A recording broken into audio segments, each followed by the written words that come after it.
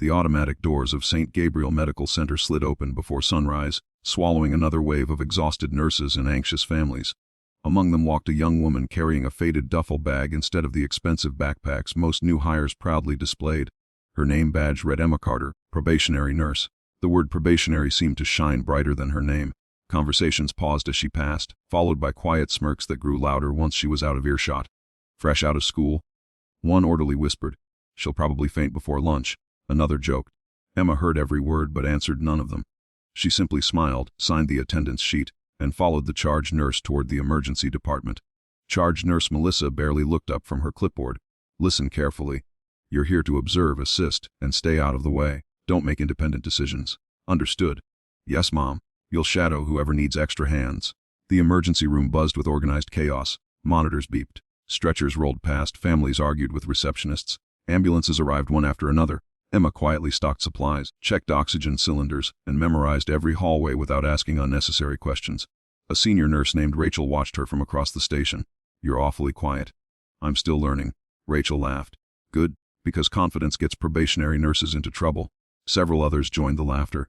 Minutes later, Emma calmly corrected a mislabeled medication tray before anyone noticed. Rachel frowned. "Lucky guess." Emma simply nodded. Around noon, Dr. Ethan Brooks entered the department. Known for his impossible standards, he scanned the room with sharp blue eyes. "Who's the new probationary nurse?"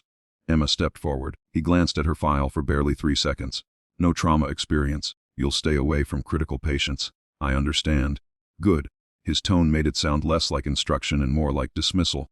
The afternoon became even busier. A highway collision flooded the emergency room with injured victims. Nurses sprinted between beds while doctors shouted orders across crowded hallways. Emma moved quietly through the confusion, anticipating equipment before anyone requested it. Melissa noticed. "At least she's useful for carrying supplies." Another nurse laughed. "Everyone can push a cart."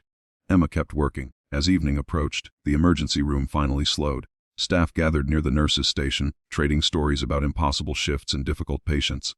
Someone asked Emma why she had become a nurse. Before she could answer, Rachel interrupted. "Probably wanted stable paychecks." More laughter echoed. Emma looked down at the coffee in her hands. "I just wanted to help people." Rachel rolled her eyes. "That's what they all say."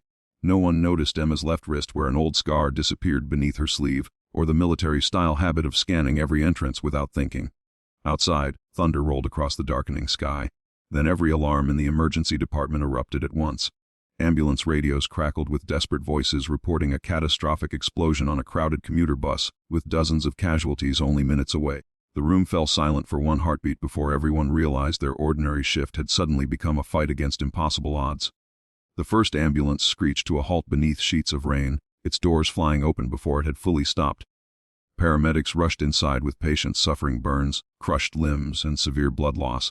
Within minutes, every trauma bay was full, stretchers lined the corridors, and frightened families crowded the waiting area. The emergency department transformed into controlled chaos. Dr. Brooks raised his voice above the noise. "We need rapid triage!" "Keep the critical patients moving." Melissa pointed toward Emma without even looking at her. "Stay with the supply cart. Don't touch the trauma cases." Emma nodded, though her eyes were already studying every injury, every monitor, every movement. Then another ambulance arrived carrying a firefighter trapped during the explosion. His pulse weakened by the second as blood poured from a deep wound hidden beneath twisted protective gear. Doctors surrounded him. "We're losing pressure. I can't find the source. Prepare for emergency surgery." The monitor screamed. For one terrifying moment, nobody moved. Emma stepped forward instinctively. "The bleeding isn't in his chest," she said firmly. "It's higher. His subclavian artery is compressed beneath the fractured clavicle." Rachel stared at her. "You're guessing." "I'm not." Dr. Brooks hesitated. "What makes you so certain?" Emma met his eyes. "Because I've seen this injury before." Without waiting for permission, she slipped 2 fingers into the precise position, applying focused pressure. The bleeding slowed almost instantly. The heart monitor climbed steadily. Silence spread through the room. Dr. Brooks looked from the monitor to Emma. "How did you know that?" Before she could answer, another paramedic burst through the doors. "Multiple casualties still incoming. 1 ambulance overturned. We need anyone with combat trauma experience." Nobody spoke. Emma quietly removed the chain from around her neck.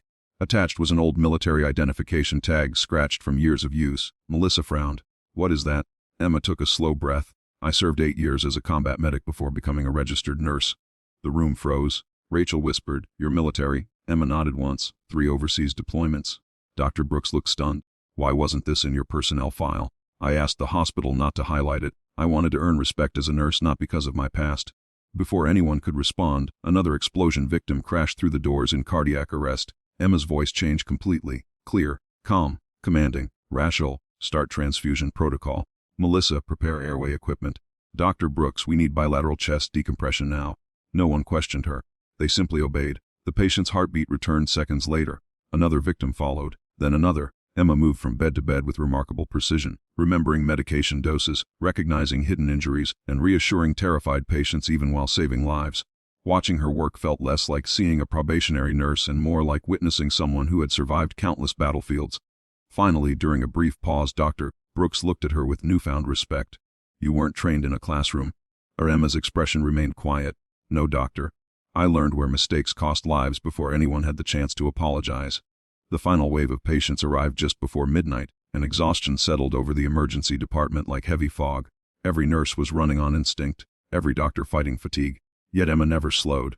She noticed tiny changes others missed, catching internal bleeding before monitors sounded, calming frightened children, and encouraging injured strangers with the steady confidence of someone who had faced fear many times before. Hours later, a young police officer suddenly collapsed while helping another patient. His airway closed rapidly from an undetected chemical exposure. Panic spread through the room. We're losing him, someone shouted. Emma immediately recognized the symptoms. She directed medications, secured the airway, and coordinated the team with calm authority. Within moments, the officer drew a shaky breath. His wife burst into tears, wrapping her arms around Emma. You saved him, she whispered. Emma simply smiled. Tonight everyone saved someone. When the last patient had been stabilized, silence finally returned. Rain tapped softly against the windows. Stretchers stood empty again. The crisis was over. Dr. Brooks gathered the exhausted staff. I owe someone an apology. He walked directly toward Emma. This morning I judged you by a title on a badge instead of the person wearing it. I assumed experience came from array summaries and recommendations. I was wrong. Melissa lowered her eyes.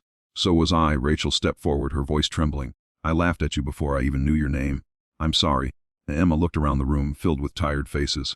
In combat, nobody survives alone. Hospitals aren't any different. We all carry something others can't see. But no one spoke. Those words settled deeper than any lecture. A week later, the hospital board reviewed every report from the disaster response. Doctors, paramedics, and emergency coordinators all told the same story. Again and again, one name appeared in every statement.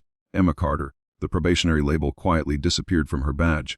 Soon afterward, the hospital created a new trauma preparedness program based on techniques Emma had learned while treating wounded soldiers under impossible conditions. Instead of hiding her past, she began teaching young nurses that skill meant nothing without compassion, courage, and humility. Rachel became one of her closest students. Melissa often asked for her advice. Even Dr. Brooks admitted he still learned something every shift they worked together. Months later, the firefighter whose life Emma had saved returned to the hospital carrying a small wooden plaque carved by hand. On it were simple words. The calmest person in the room became our greatest hope. Emma held the gift silently, remembering friends she had lost long before this hospital ever knew her name. Their lessons had never left her.